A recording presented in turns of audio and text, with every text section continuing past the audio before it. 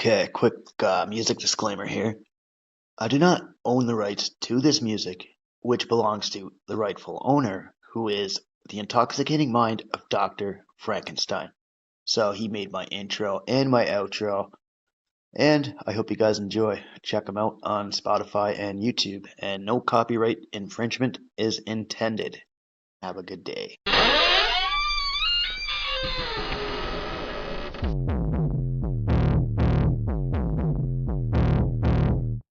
A clear choice of good versus evil, of right versus wrong.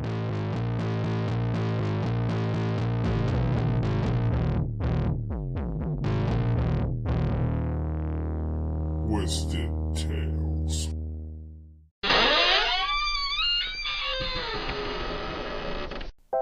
If you like paranormal, true crime, cryptids, or anything else weird, check out the Ouch Was That a Ghost podcast brought to you by your host Liz. You can find Ouch Was That a Ghost on Spotify, Apple, or any other audio platform. New episodes drop every Thursday.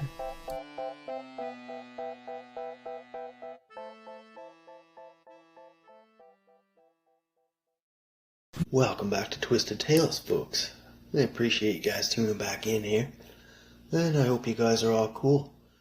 Now, my next case here, I was asked to do this one here by the Chetwynd family, so this one's going to be a family requested episode. Now, this one here, it's going to revolve around a child's death, so there's no easy way to talk about the kind of abuse that this kid suffered throughout this tale, so I'm just going to get that right out of the way right now, so just look out for that, I guess. Now, hopefully, doing this case can help spread some awareness around, right? Get this case back to where it should be, out there into the public, and people need to know that, cases get brushed off way too many times, and it should be done properly, mind you, right? But it wasn't forgotten by a lot of folks here. It's still in the mind of many people. So this tale will talk about Ethan James Chetwynd. So he was born November 21st, 2011, and he passed on January 19th, 2012. So he ended up passing away at the IWK hospital. Now this is located in Halifax, Nova Scotia, down on University Avenue, I believe. So IWK is actually short for Isaac Walton Killam Hospital for Children. So that's the largest facility in Atlantic Canada that cares for children. So this opened up back in 1970 there now, so a little ways back. Now Ethan, he was a young baby who had been rushed to the hospital with some pretty bad injuries. He was getting checked out at the children's hospital here, where they would specialize in all the children's needs and everything. The little guy had been brought in suffering from cardiac arrest, and he was brought to a local hospital. So he ended up going to Valley Regional Hospital up in Kentville, Nova Scotia. Well, this was at first, but then due to his injuries and everything, he was transferred over to the IWK. Now, the first hospital here, this opened up in 1992 for the people of Kings and Annapolis counties. There were some other areas that used this place as well, so any other surrounding areas of Nova Scotia would come here too, depending on what hospital was closer or whatever. Now, cardiac arrest isn't a good thing to deal with. It's just a terrible thing, especially if it happens to a little child, because chances of survival are pretty slim. Now, sometimes cardiac arrest can stem from abnormalities with the heart, the muscle structure. Infection could also lead to issues with this, other chest trauma, things like that. So, in cases when this happens, you can either perform CPR, phone 911, head to the hospital, or wait for emergency services, depending on your destination or what have you. Now, the baby was rushed in here, and he would end up fighting for his life. So, they ended up examining him. They began to notice a lot of other injuries on him, like bruises, other little marks on his little body, everything like that. And the child, he was in good care here at the IWK, because that's what they did. They specialized in, like, looking after sick children. And he was placed on a ventilator and then looked after like clockwork. Now, the poor guy here had, like, bruising all over him, like behind the right ear, the right temple, the right side of the face, and even behind his left ear. They were also, like, thinking that maybe there might have been something else going on here, like some kind of abuse or what have you, because the bruises were just plain as day, very noticeable. And some of these injuries, well, some of them began to think like it kind of looked like shaken baby syndrome, because some of the staff there, like, they checked, he had like a broken collarbone and some cracked ribs, and it kind of adds up, like you're shaking a baby or what have you, right? Like all that force or whatever. And it does take a lot of force to crack ribs. Now, rib fractures in babies are usually caused by, like, severe physical abuse. And to do this, you need to have great force with that. Like, even like a rib fracture here, like, it's a crack or a break in one or more of, like, a child's ribs or what have you, right? So this can cause them to have pain, like, in their chest. When they breathe deeply, they cough, they move around. And you'll also notice bruises around the area of the rib fracture too. That's what they'll do to make sure that they can see such injuries. Like, they'll do an x-ray or a CT scan. So this will show the fracture or other possible injuries. They'll take photos of the injuries or, like, bruises or contusions or whatever they have you, right? Now, the family here was all together. There was April, that was the mother of Candace Chetwynd, that was Ethan's mother. So April was Ethan's grandmother. Everyone was together at the hospital here. Emotions were just going really high, and everybody was just questioning things surrounding Ethan's injuries. What happened to him? Like, what happened over at the new boyfriend's apartment there? Like, watching Ethan struggle and everything, like, trying to hold on to life, like, it wasn't an easy task for anyone. And the new boyfriend here, like, nobody really seemed to kind of get a good feeling from him. It was always just like a weird vibe kind of thing, right? And some had noticed that Candace was a little on, like, the emotionless side, because she was kind of carrying on, spending more time with Sean, than trying to fathom that her newborn child was literally critically injured in the same building. When I had mentioned that the little guy had contusions on him, now, that's the medical term for the word bruise. So this happens when small blood vessels get torn, and they leak blood under the skin. Now, other injuries were blunt force injury. There was bruising on the neck, the left arm, thighs, abdomen, back, toes, and the buttocks. Now, they also found healing fractures here on the left clavicle. So there's two clavicles, one on the left and one on the right. Now, there are a pair of bones at the base of the front of the neck. The clavicle connects the breastbone to the shoulder blades, and this is actually also called the collarbone. And they also had found signs of mechanical brain injury. So this kind of means, like, this can be caused by a jolt to the head, an item penetrating the skull, or striking the skull, or the brain itself hits off the inside of the skull. So if somebody's violently shaking a baby, that'll cause them, like, to have so much force from shaking that the brain will literally hit off the skull. So now Ethan was getting all the tests that he needed, everything was getting looked after, and he was trying to stay alive and not succumb to his injuries. Now, when all these events had went down, like at the hospital here, like bringing Ethan in to go get checked out and everything, the father had not been notified. Now, his name was Alex Lloyd Haggett.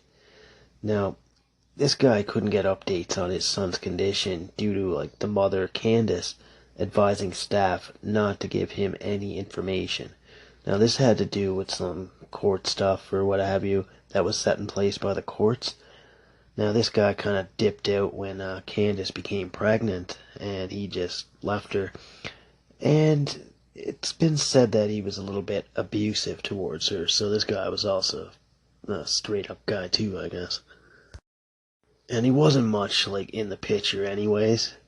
And the guy had some charges for fraud that were laid against him here. This was from a gas station, another time at a theater. Tossed in some counts of like stolen property, possession, misleading police, random stuff like that. So most of this stuff was around the 2012 mark here. So yeah, that guy can just fuck off, I guess. So even like all the other events here, like it's kind of crazy to think like how this could happen to a child, and you're sitting there wanting him to get better, but you're also thinking like how did this happen and everything, right?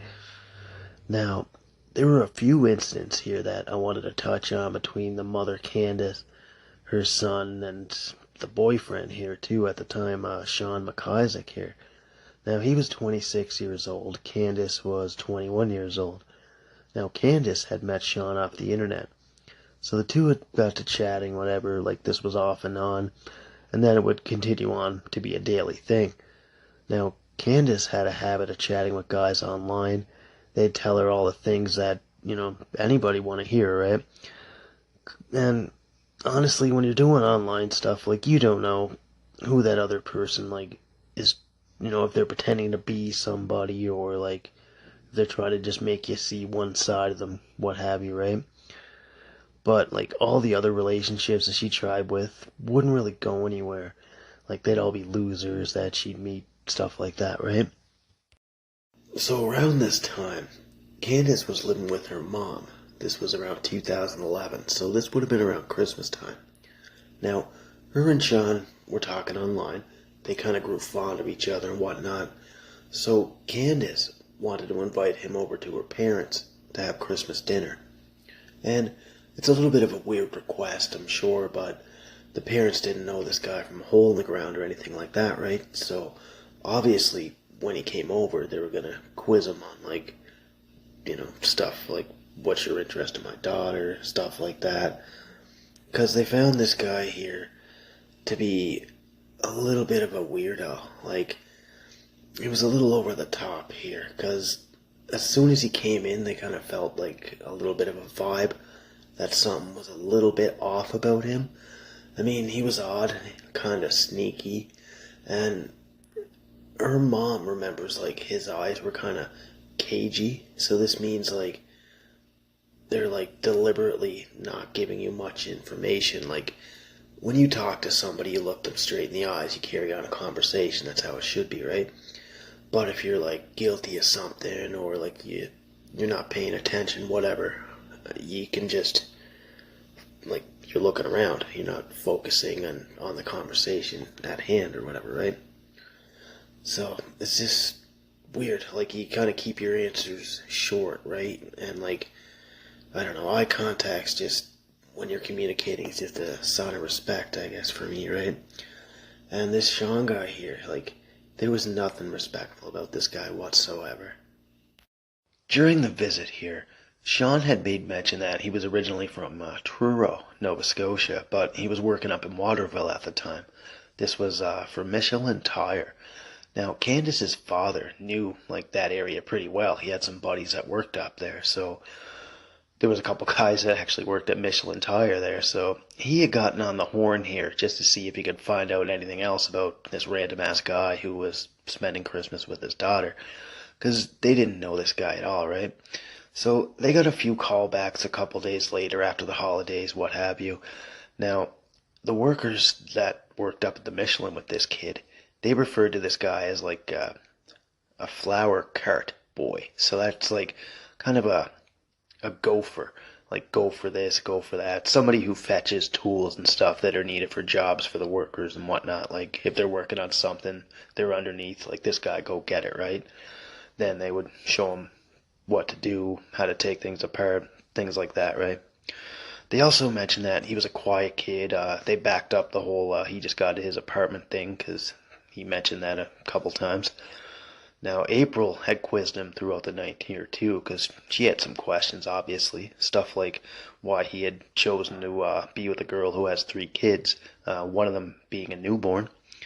Now, he had made mention that his brother had kids and he was used to them. So, when I say had kids, meaning like he was around kids here before they were taken away. Like he had his children taken away by Child Protective Services at one point there. But this was unbeknownst to April at this time or whatever, right? She was just uncomfortable with this kid being in her home to begin with, right? Now, the kid stayed for Christmas dinner or whatever, and then he left, and they would see him again on New Year's Eve here. And Candace, now, I guess I'll tell you a little bit about her. Now, Candace, well, she's the mother of Ethan, obviously. She was born May 23rd, 1990. This is at St. Martha's Hospital up in Antigonish. Now, she attended school at Tamarack Education Center. This is up in Port Hawkesbury, and it's located on 57 Tamarack Drive. Now, later on, like for like high school or whatever, she went to Strait Area Education Recreation Center. This is a high school, approximately 400 students. Now, it all ranges like grades 9 to 12, and it was founded back in 1977. So, her mom had made mention in her notes here and our messages and everything that she was a very social girl. She enjoyed her time outdoors, visiting with friends, other family, like other kids that like had other children around the same age and all that. Like all her friends that had kids, they'd go hang out, whatever. They were pretty tight knit, right? So when she had gotten a little bit older, she had a hard time concentrating. And honestly, I can relate to that. Like, she couldn't focus in school. I can't focus in life. So there's also a little bit here that she was hyper. She had a touch of depression. And later on, she was diagnosed with ADHD. And then she had some medication prescribed to her. So later on, like, it kind of got noticed by her mom that she was being a little bit sneaky. So she was talking to like random guys on the internet or whatever, like getting hit on and stuff like that. And Candace here, like she had 2 other children here, ages 4 and at the time 18 months. So the 4-year-old here, she was with the biological father there for Christmas. And the 18-month-old was spending time with Candace, Sean, and Ethan. Well, so what's for a little bit of a point anyway there, but all in all, like, I wouldn't say that would have been the most pleasurable Christmas dinner or Christmas memory that the family ever had. So. When Sean came back on New Year's Eve, he was going to spend some time with Candace. So the parents were out elsewhere. They were celebrating New Year's festivities there. The kids stayed home. Then when they got back, Candace was still up with Ethan. She was like just giving him some food, whatever. And they got to chatting. And there was mention about a bruise on Ethan's stomach. Now, she said it was from the sister leaning on her brother, and that's what caused the bruise. Guess it was a little bit hard, right? Now, there's a possibility on that, but I mean, kids play rough, I get it. Now, like, they always get like little nicks or bruises from playing and whatnot, right? So, questionable, I should say. Now, due to the child's young age, like if you're keeping a keen eye on everything, you're making sure kids aren't roughhousing, you're using like your normal caution, your judgment, it's like rarely you're gonna have incidents. Like, I don't know, anything here with little Ethan here, like he was perfectly fine when the parents left for the party. The only difference is like this Sean guy was hanging around now. And now this kid had a bruise on him.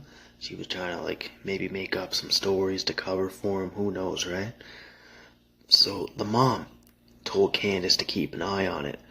Just to make sure that it didn't bring him any discomfort, anything like that. Now, she loved the kid, right? So, I mean, she's going to look out for him, obviously. Now, New Year's Day rolled around. Now, Sean showed up to pick up Candace. Pack the car up, take the kids, and they made a comment on going to visit Candace's grandmother, and then they'd probably go back to Sean's apartment there for a little bit. Now, this was up in Waterville. Now, Waterville is a Canadian community up in Kings County, Nova Scotia. So this place here is small enough. It has a population of a little over 700 people. Now, some facts here. Waterville is home to the Michelin Tire Factory that we mentioned. And it's also it actually has the famous youth center there too. So that's like the little jail or whatever that I mentioned a time or two before. Now, some hours later, Candace had placed a call to her mom. So she asked a little bit of a weird question here. Now she said, if you took off too fast and you didn't have the baby buckled in and he fell out of the car seat, do you think he'd be okay? Now, I guess Sean had drove off in a hurry, so the kid wasn't buckled in properly to the car seat there, and then he went for a tumble out of his car seat. Now, this right here, folks, is why you never put your vehicle in motion until your kid buckles in, or like he buckles himself in, or you as a parent, you do it for him, whatever, right? All of this just kind of dumbfounded April's mom. She was just like, what are you talking about, right? Now, Candace had explained that Sean had just sped off without him being strapped into the car seat, and then he kind of flew off and he hurt himself a little bit. And this was just wicked suspicious to April. Like, she's not a stupid woman, so she kind of figured something was up, right? Now, this was like the second incident here in just a short time since meeting this dude. Like, he had a little bruise on his stomach there on New Year's night, so yeah, like that came out of nowhere, right? And this didn't happen before this guy either. Now, her grandson here had this other injury to go on now, and this only seemed to happen when these two were together. Now, there was a text regarding Ethan here a little later on. Candace told her mom that there was a little incident involving a bouncy chair. So this happened between her oldest girl and Ethan. So this little incident had occurred on January 3rd, 2012. Now, little Ethan here was in his little bouncy chair on the floor, and this kid had came and just jumped up like right on top of him, landing extremely hard onto this guy. Now, the kid began to cry, and then he remained cranky for like the rest of the day or whatever, right? Now, think about that, like jumping onto a kid that's in a little seated chair, like there's not gonna be that much force for like so much damage or what have you, right? Now, a little later on, Candace also reported that the other sibling had punched baby Ethan right in his face. So this is where she was kind of like branching off that where the bruises had come from, or like claimed that they had originated from, sorry. But like even with the whole chair thing, like this chair was cushioned. It was like a safe chair for a kid, mind you, right? Now, this whole tale that was being spun by Candace, like, was a little bit iffy, because the bruises didn't really match up with the way that the impact kind of shook down, because there's not enough, like, sufficient force, like, that's being generated from that little jump to the kid, and especially in a bouncy chair, like, even if it's being, like, forcefully rocked back and forth or whatever, or up and down, like, the bruising that was in all of this, like, locations on his body here, like, there's no little jump that's gonna do that. Not even a single blow to the nose. I mean, that might give you a bruise or something, right? But not around all the areas that they were. Now, even the cushioned nature of the chair, like, that's gonna dampen most effects off of this too, right? Like, the bouncing's gonna prevent, like, most of these injuries anyway. I don't know, it just seemed that what was going on was some other kind of abuse or what have you, right? It was definitely something else. Candace had also made no reports for any medical attention needed for either incident. Now, it was looked into here that the playing activities involving the incidents, it wouldn't cause all the head injury that Ethan had. And all these incidents here went on in the care of Candace. Now, April had advised her just to take Ethan to the local hospital to make sure that he was doing okay, to which Candace did. And then a few hours later, he was taken to the hospital there. He was doing just fine. And fast forward to 4:45 a.m., a phone call had awoken the parents, April and Daryl. So this call revolved around Ethan not being able to breathe. So he was not breathing at this time. So this instantly shot them both into a state of panic, I'm sure. Now, Candace had told her that 911 had been called and that he was taken to the hospital. This was Valley Regional Hospital, so he arrived here around 5:22 a.m. Now, the medical examiners here, they did the whole medical examination. This was performed, and the poor little fella here, he got his tests and everything started here, but then they moved him to the IWK because he was in such bad shape. And the IWK actually specializes in operations on children and treating children and everything. So cops, emergency services, and child protective services had questioned Candace and Sean about this whole thing. And yeah, they didn't really say too much about the whole thing at all. And then the ambulance came by and he was gone to the hospital. But it didn't take them long to kind of see that their story and his injuries weren't really lining up. Now, there's notes here from an article in Frank's magazine that I was sent here, and it says here that child services were called numerous times to Candace's home. There were a few times prior to this. Now, this had reports of abuse. Now, this was for her children, what was it, 4 months and 18 months, so yeah. It seemed like Candace was just doing what she wanted. She couldn't even look after these kids kind of thing, right? She was just losing focus on everything.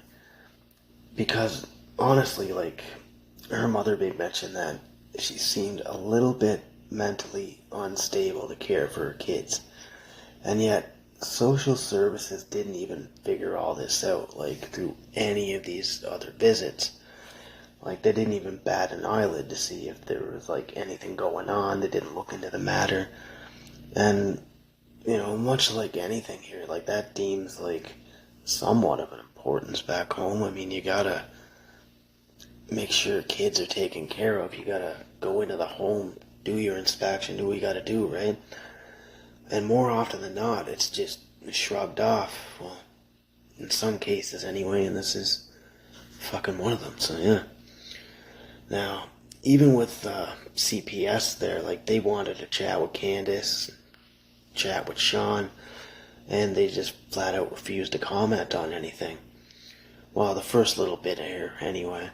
Now, they took Ethan over to the IWK where he was transferred, he was looked into, and they were going to see what they could do for him because he was in pretty rough shape. And obviously they were going to investigate why the kid was covered in bruises. He had bruises all over his body. Broken ribs, bones. And now he was in the hospital set up on life support. So that's how serious all these injuries were to this kid. This kid was 2 months old. He couldn't even defend himself if he wanted to. Now, obviously, all of this had tore everybody apart. Wonder what's going on with this kid. All this traumatic stuff that he went through. Plus, all of the minor little incidents that led up to this. They were thinking about that, too. Okay, this kid had a bruise here a couple days ago, but, it wasn't here last week, whatever, right? Stuff started, to happen to this kid when that Sean guy was around.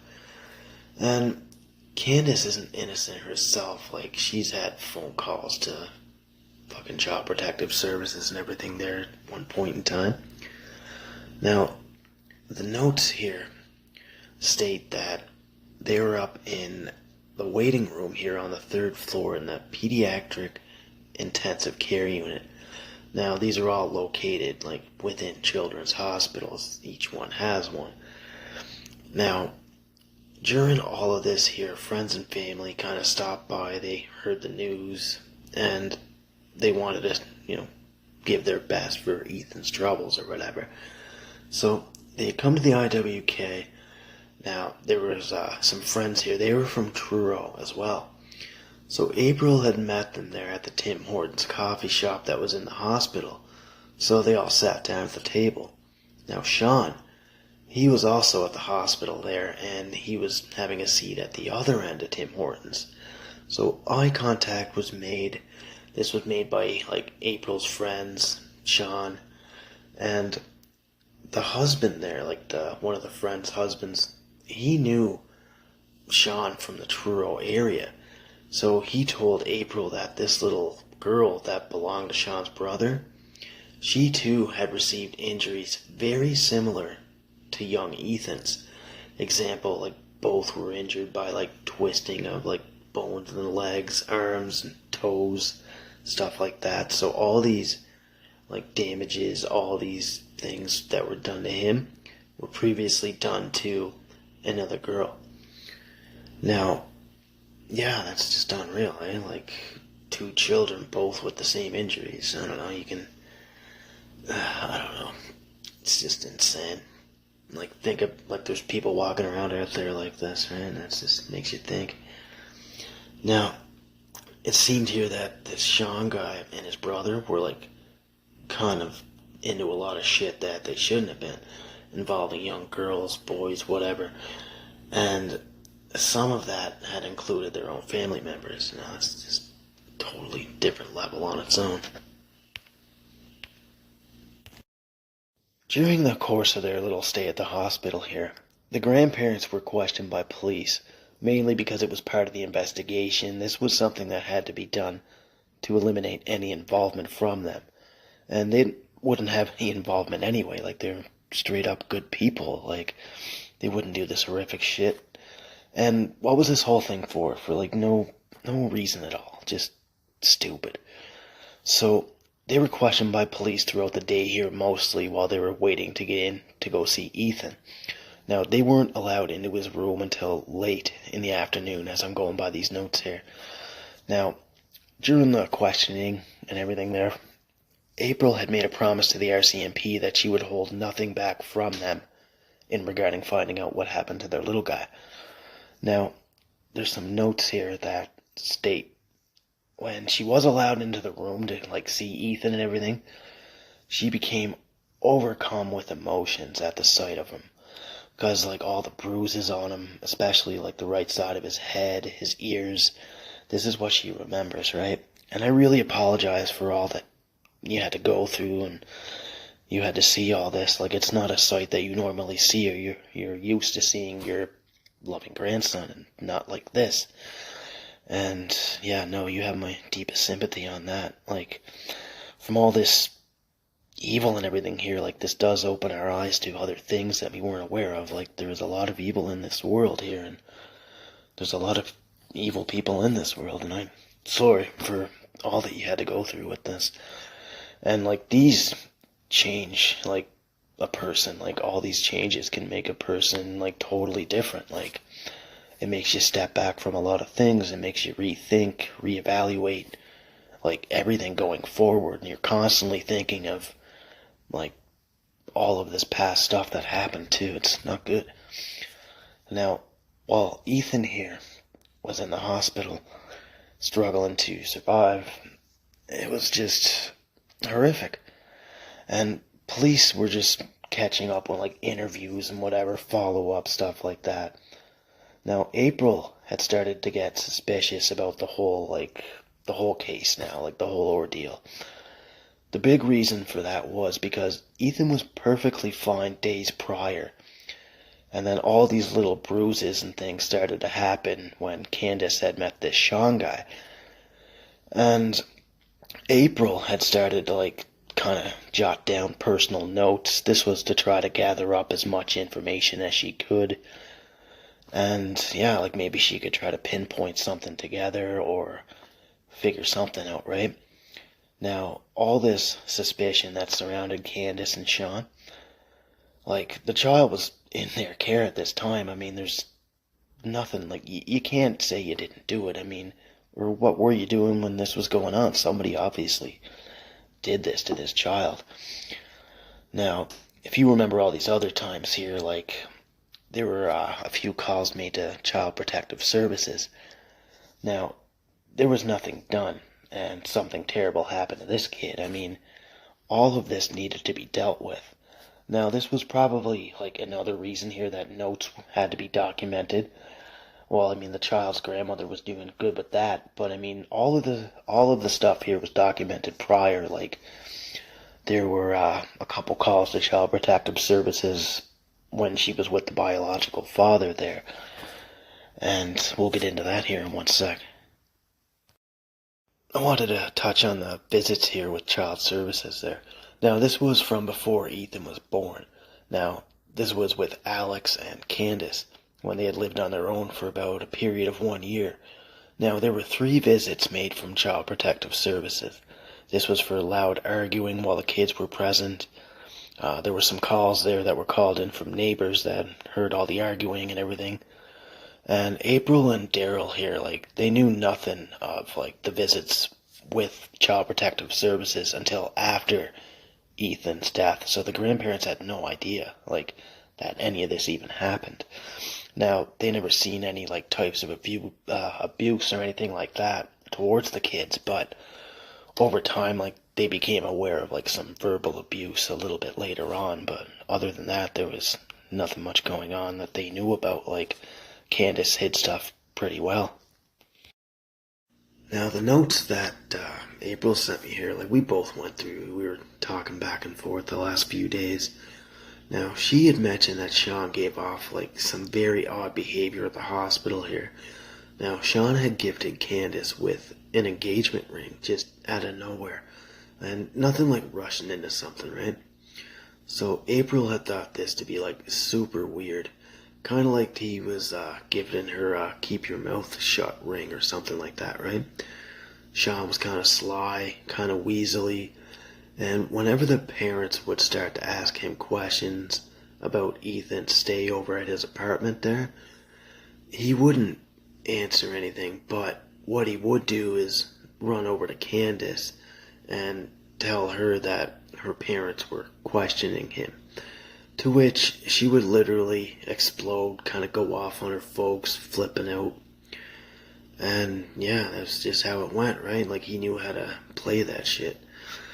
Now, the first few days of the stay here in the hospital, the parents knew that they were, like, hiding the truth from some stuff from that night.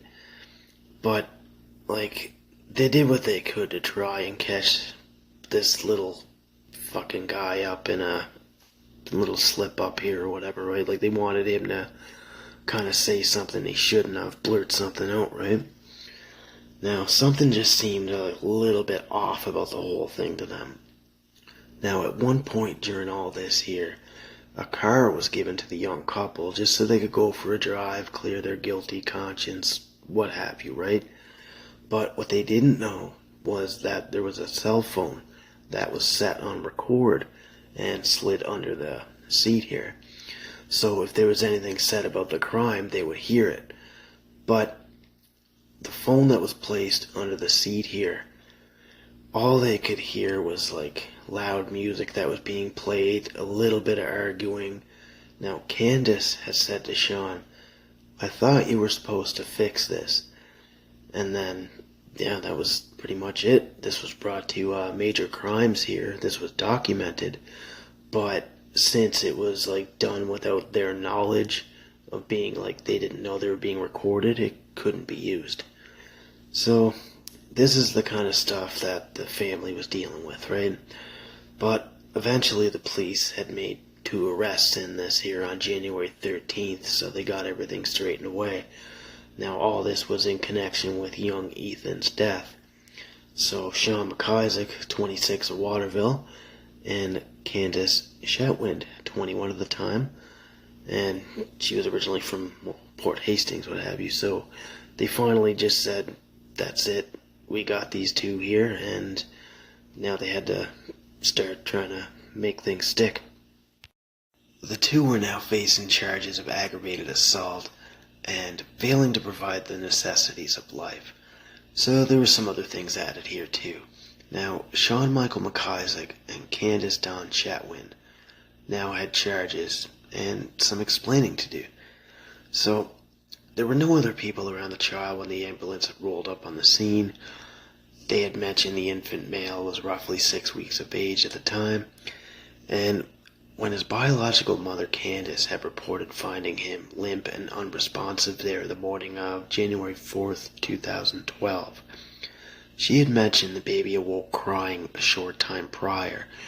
Now, it was documented by emergency health services that the infant was without a pulse or breathing. Now, resuscitation was done, which resulted in the return of a pulse.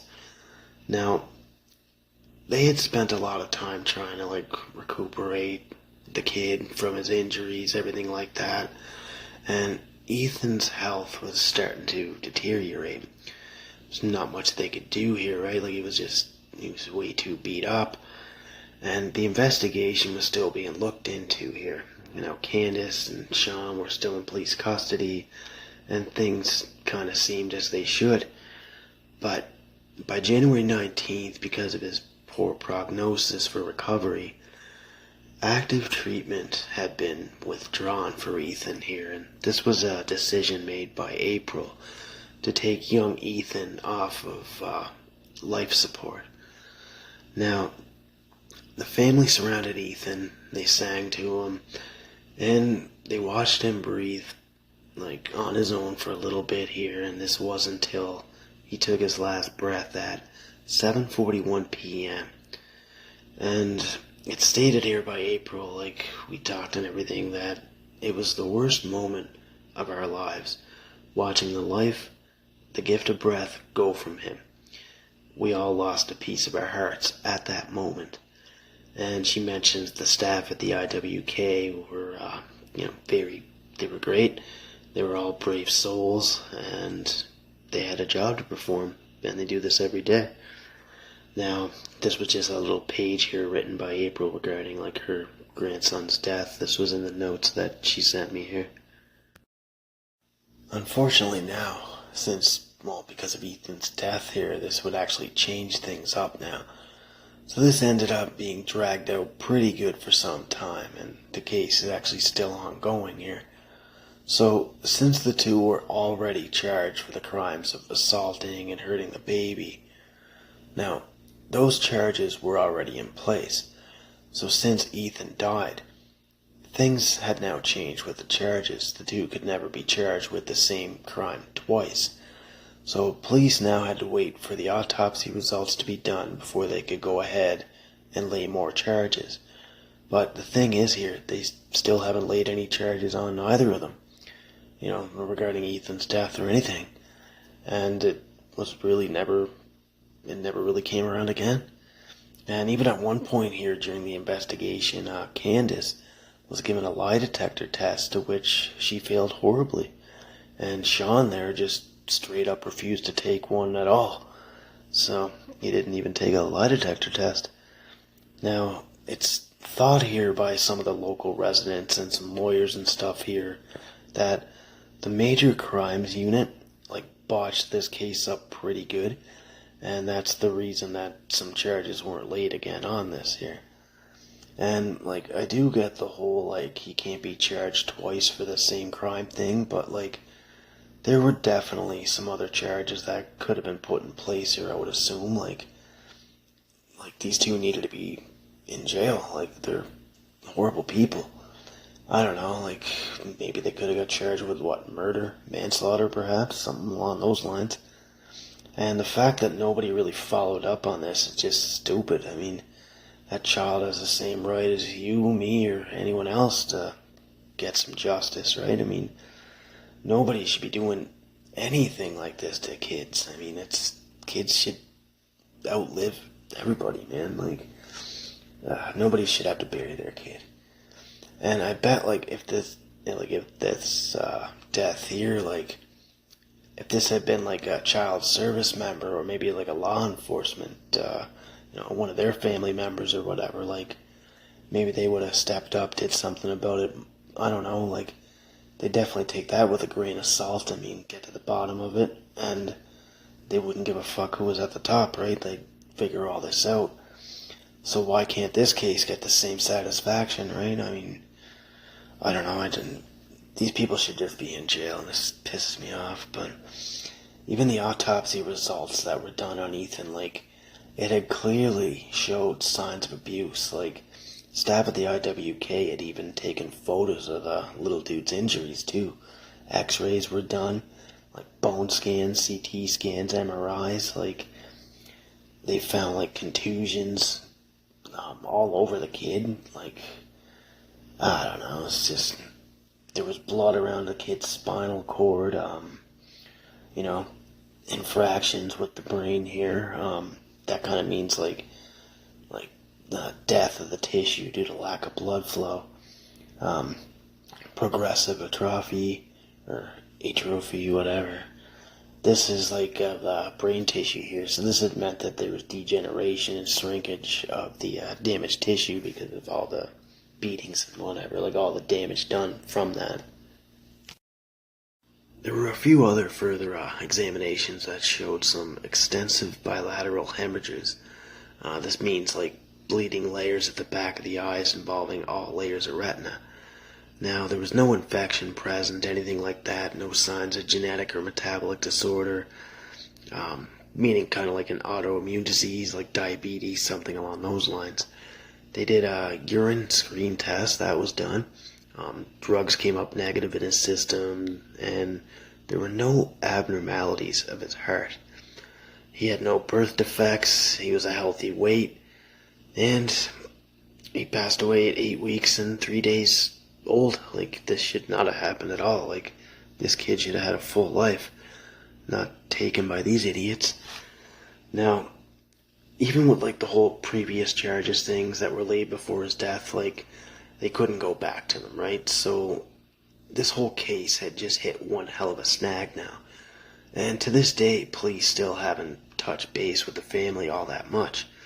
Now, the injuries that this kid had suffered, like, is totally unthinkable. Like, the cause of death was listed as a blunt force injury to the head, like, and they can't get these two fucking arrested? Yeah, whatever. Anyway, like, funeral arrangements here were made for Ethan there. This was under the directions of the Greens Funeral Home. This is located up in Port Hawkesbury there. And even though, like, he's survived by his mother, Candace, and father, Alexander, like, they didn't even look after this kid. Like, it's the grandparents who kind of really missed out on this whole amazing opportunity with their grandson. Like, they shouldn't have ever been deprived of that. And Candace, like, she wasn't innocent in anything in all this. Like, she should have just said, hey, I can't take care of these kids, and give them to her mom and dad or whatever, right? That's how, yeah, I don't know, this case just got a little bit to me here, but I don't know, it just sucks that this all happened. And Candace here, like, she's no longer on the island. She's laying low from what I heard there. You know, everybody kind of figured out, like, how the whole real story went with all this, right? Like, when she was first charged with all this. And even when all that happened, all her friends noticed, like, she seemed like to not care one bit. She was just without emotion throughout the whole thing. And as we wind down here, folks, I just wanted to recap on a couple of things here that kind of pissed me off. Like, when Ethan was in the hospital and she was focusing all her time on this punk-ass man-child, like, that didn't sit right with me. Like, her son's literally, like, in critical fucking care, and she's pulling this shit. Oh, I'm gonna get married to this guy, and I've known him for, like, a week or whatever, right? Like, I don't know. Maybe it was something with the kid he didn't like, or maybe he was just a deviant. I don't know, but it shouldn't have happened. And, like, there was an officer here that made mention to April that when he had interviewed Candace here, like, she was shown autopsy pictures and everything of her son. It's like all the, everything, you know? She was grilled with all these questions, and she showed no emotion whatsoever to this officer. And he said, quote, that she's one of the most cold-hearted bitches he's ever seen. Now, Candace here had grew estranged from her daughter as well. Like, nobody talks to her, and she also believes that all the violence that was inflicted on Ethan here was all done by Sean. I think that it was both that had a part in this. I mean, I don't know, the way that she kind of wanted him, maybe she would have done anything that he said, right? And pretty much in a way she did, right? Now, this case today still gets the runaround here. And there was a lawyer that worked in this case here for like many a year here. His name was Adam Rogers. He also did like the article here with Frank's magazine there. Now, he believes that there was some sort of like moral line that was crossed, along with like a couple other things, and that's why there was no charges laid against these two, right? Now, Candace is up in BC there somewhere. She's hiding from everybody too. So, if anybody's up in BC, I guess, and just show her this episode, I guess. I don't know. She needs to be reminded that she's a piece of shit.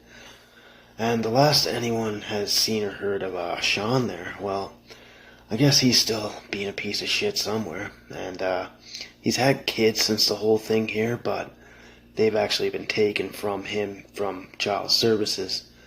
This was last year, I believe, and this was due to like some sketchy stuff. And I hope that this guy never has kids again. I mean, nobody should have to see that guy again.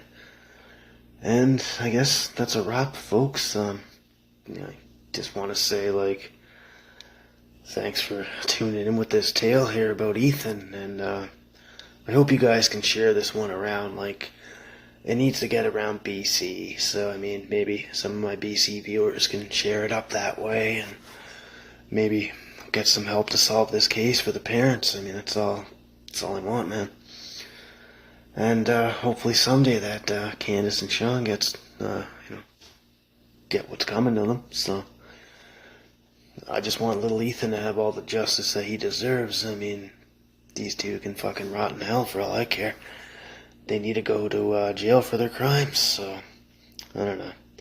Oh, one of my buddies mentioned here too, Candace actually goes by the last name of Shergill now, so Shergill.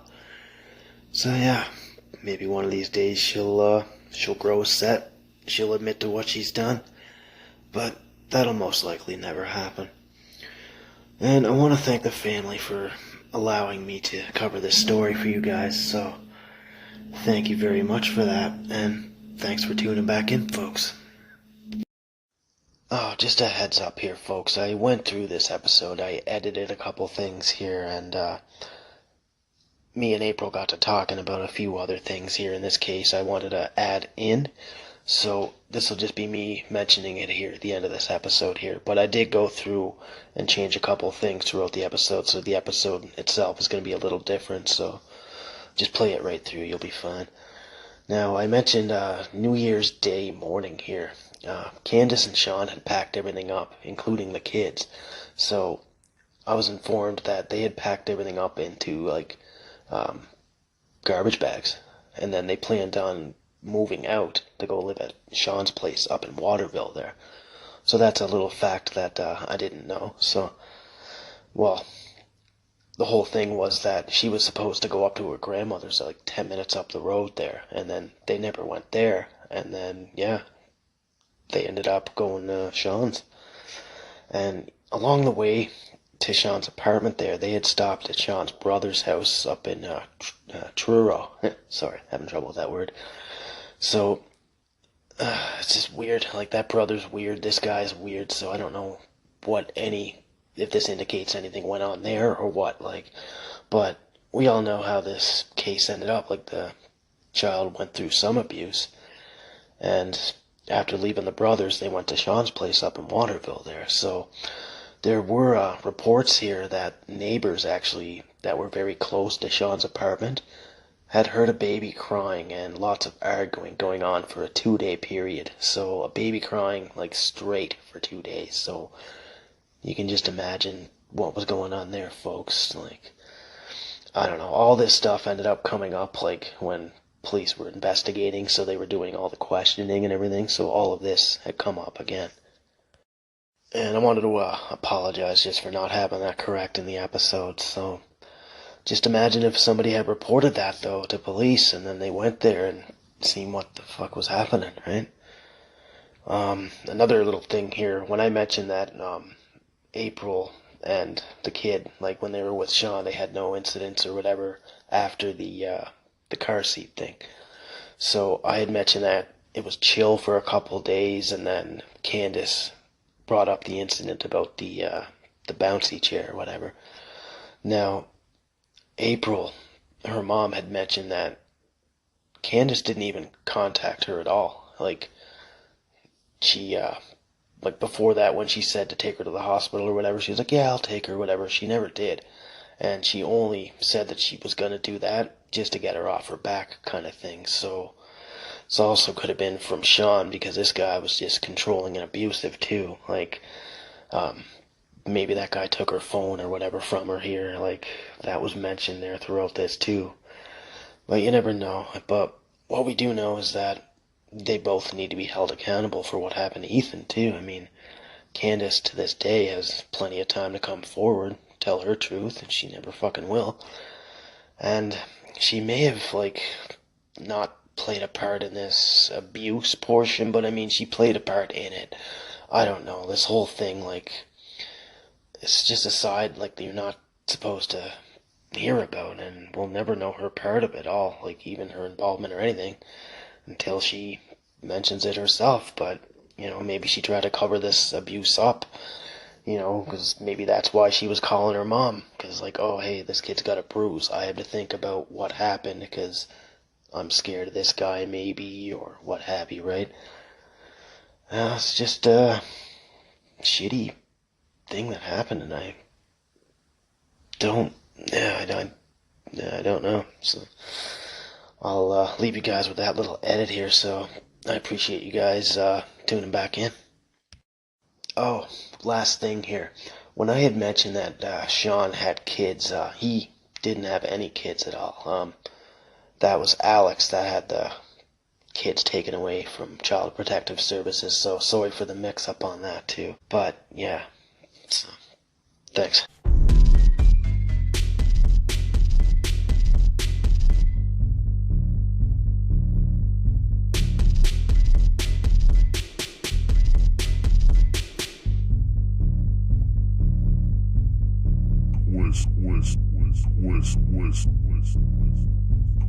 Twisted Tales.